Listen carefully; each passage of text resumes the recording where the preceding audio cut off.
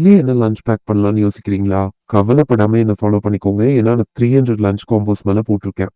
இன்னைக்கு நான் பீட்ரூட் புலாவ் தான் பண்ணியிருந்தேன். இது ரொம்பவே டேஸ்டியா இருக்குங்க. சேவ் பண்ணி வச்சுக்கோங்க. ரொம்ப ஈஸி அண்ட் சிம்பிளா எப்படி பண்ணலாம்னு சொல்லிட்டு பார்க்கலாம். பேன்ல எண்ணெய், நெய், பட்டை, கிராம்பு, ஏலக்காய், பிரிஞ்சி இலை, வெங்காயம் சேர்த்து நல்லா வதக்குங்க. வெங்காயம் பொன்னிறமானதும் 2 பச்சை மிளகாய், 1 டீஸ்பூன் இஞ்சி பூண்டு பேஸ்ட்டையும் சேர்த்து நல்லா வதக்கி கொடுத்துருங்க. கை நிறைய புதினா சேர்த்து மிக்ஸ் பண்ணிட்டு 1 தக்காளியை சேர்த்து நல்லா வதக்கிக்கோங்க.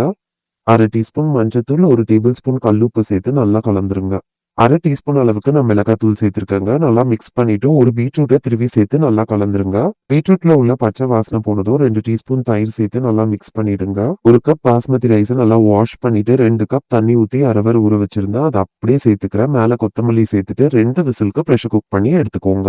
அவ்வளோதாங்க, நம்மளோட பீட்ரூட் புலாவ் சூப்பரா ரெடி ஆயிடுச்சு. செம்ம ஃப்ளஃபியா யம்மியா இருக்கும். கண்டிப்பா சேவ் பண்ணி வச்சுக்கோங்க.